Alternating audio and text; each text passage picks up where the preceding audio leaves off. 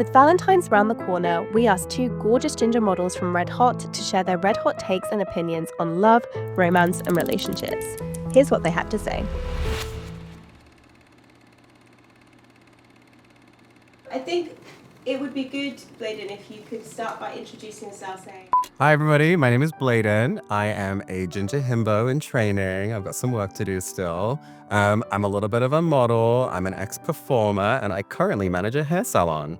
Hi there, I'm Jonas Jackson. I'm actually a model in the adult film industry. And I'm also a bit of an influencer on social media as well. Could you just clarify what animal you are today? I think we were going for bear.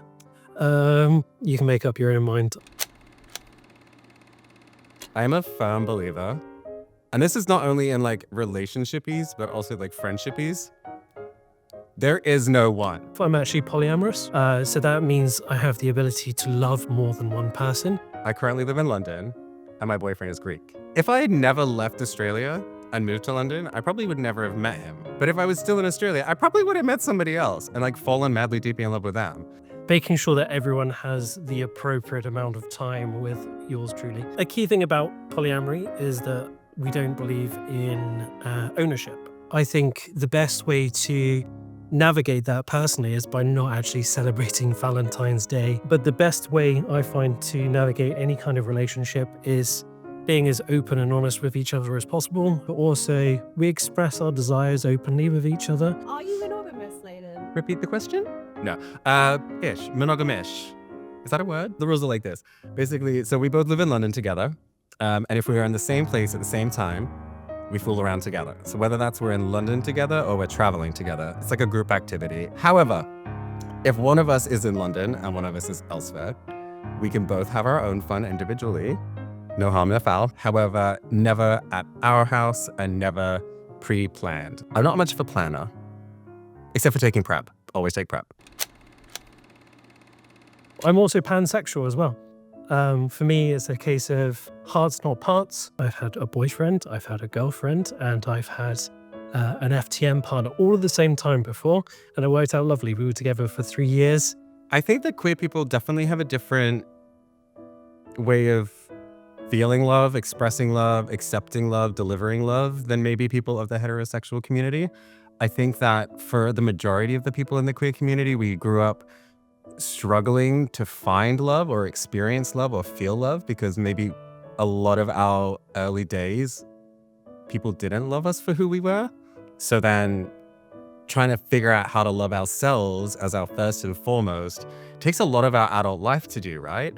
And so then by the time it comes that you're happy and comfortable with yourself and you love yourself, then you need to figure out, okay, well, now I love myself. How am I going to love somebody else? Like, how am I going to share that with somebody else? And I think that that isn't something maybe necessarily that many of the heterosexual community have to deal with.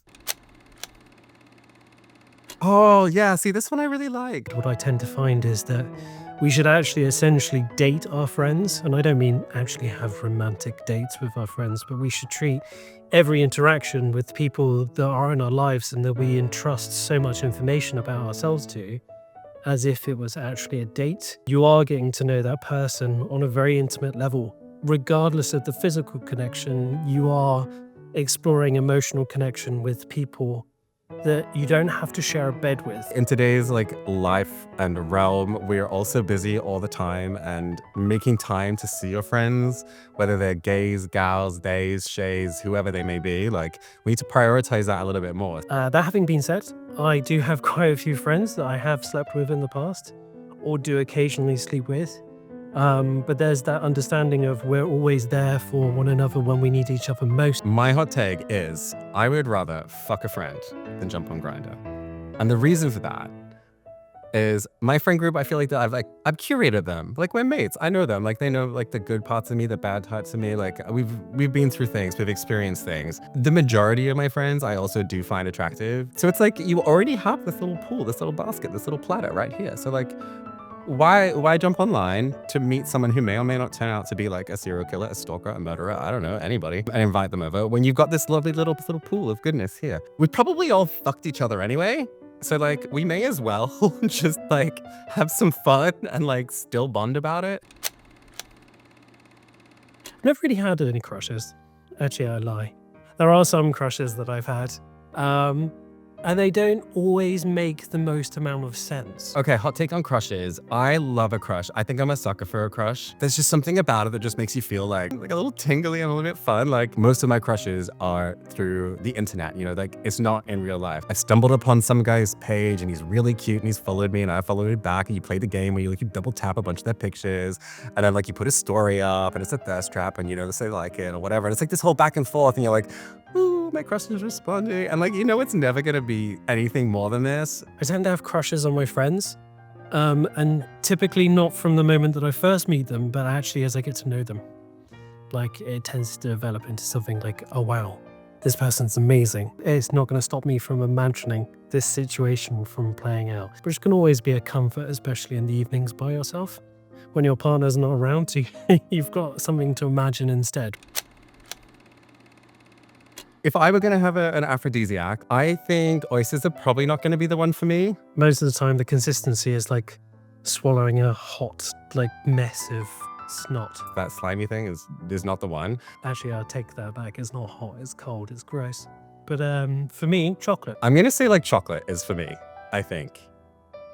Yeah, chocolate's an aphrodisiac, right? And it can be fat, I can bathe in it, you can drip it on me, whatever needs to happen, just as long as it's got 70% cocoa. The darker the better as well. What would be your ideal Valentine's gift? A holiday to the Maldives or something like that. Or a bank account with 500,000 pounds. Yeah, big grand gesture. Is if I were to walk into a guy's bedroom and see a Care Bear or a teddy bear on his bed, I would probably just turn around and walk out the other way. I do not believe they are for adults. I'm so sorry. But for me, I'm red flag. I have quite a few, actually. I currently have Appa at home, laying on my bed. He's proper squishy. The grown-ass man is in his 40s or his 50s. And is that literally, if you are not in primary school and you've got a stuffed animal on your bed, I'm sorry, but it's not for me. They're mostly kept out of sight, because I like to keep them pristine. However, just be cautious when you do give them. You want to check if the other person either one likes teddy bears. You might want to maybe take them to something that might be teddy bear themed instead. Okay, Bladen's hot take on flowers. Love him, all for him, but get me peonies, not roses. Flowers, absolutely love. I'm a bit of a botanist at heart. Cut flowers, not a massive fan of, I have to say. But it's always nice to give someone a gift, so I'd rather give them something like an anthurium, which is a lipstick plant. It's the one with the big petals on it and then the stamen coming out the middle. I would probably recommend orchids, actually, or if you want to give roses, and especially if it's going to be a relationship that's going to last a while, why don't you get a proper rose bush? And then that way they can have roses year after year on Valentine's Day. Look, if a man in a suit came up to me, yes, just a hard yes. Yes. What's that side that always does that? Is it Men at Play? I've been in quite a few of those productions. I can't say they're always the most comfortable thing to wear, but when you actually start going into the whole role play of actually utilizing the suit and all the different textures and things against people's skin, you can actually become quite involved. But not ill-fitting suits. I don't want them so tight that they're bulging out of them. Go to a tailor, get them tailored. Briefs, maybe red hot briefs. You could wear those as well. There is actually male equivalent sexy underwear, and I often model quite a lot of it. Jock straps is essentially sexy lingerie. Okay, normally for sports, but hey, it shows off your ass.